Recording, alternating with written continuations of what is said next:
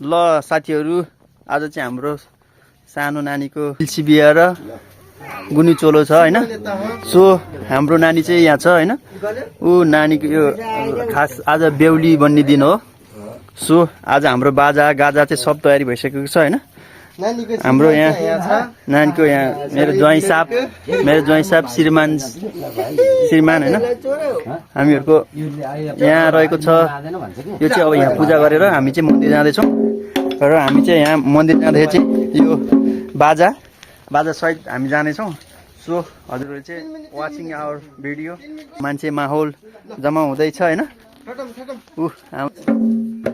सानो दाई आइसक्नु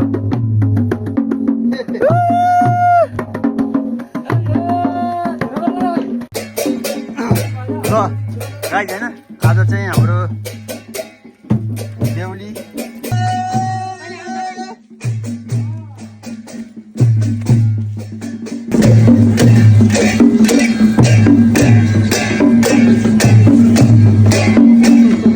पहिलो काम सुरुवात हुनेछ नानीको।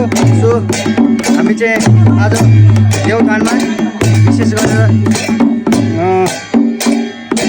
गुन्यु चोलो प्लस बेलसी बिहामा चाहिँ हामी चाहिँ सहभागी भयौँ र नानी हाम्रो यहाँ नानी अहिले चाहिँ बेहुली जस्तै चिप्प परेको छ। सो हेरौँ है त अर्को बिहा नगरौँ यसो ऊ बेहुला है। हामीहरूको गाउँको चलन चाहिँ एकदम यो बाहुन जातिको कुमारी केटीले र हामीहरूको कुमारी केटीलाई सिन्दुर हाल्ने चलन छ। हजुरहरूको चाहिँ के चलन छ यसमा चाहिँ कमेन्ट गर्नु होला है त। हजुरलाई जस्तो लाग्छ त्यस्तै प्रतिक्रिया र हामीहरूको चाहिँ चलनमा यस्तो रहेको छ। ल यही नै हो है त। हाम्रो चाहिँ यहाँ सम्पन्न भइसकेको छ। सो यही नै हो।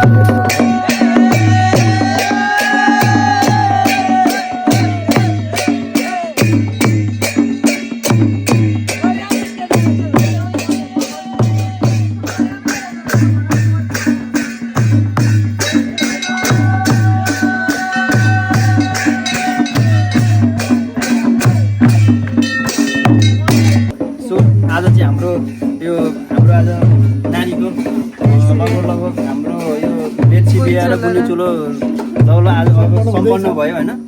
सो हामी चाहिँ खुसियालीमा हामी चाहिँ आज सानो कार्यक्रम छ। सो हजुरहरू चाहिँ हेरेर साथ दिनु होला र हाम्रो यहाँ जति पनि आउनुभएको छ हाम्रो काका दाई भाउजूहरू सबैलाई एकदम धेरै धेरै धन्यवाद। र हाम्रो यतापट्टि यहाँ बाजे टोली पनि हुनुहुन्छ। सो हजुरले पनि देखाइदिनु होला होइन। क्यामेराम्यान हुनुहुन्छ। अब हामी चाहिँ बेहुलीलाई घरतर्फ लाँदैछौँ। सो हेर्न सक्नुहुनेछ है। अब बेहुलीलाई त घरतर्फबाट सो बोक्नै पर्यो बाउको कर्तव्य होइन। अब हामी चाहिँ अब लाग्यौँ है त।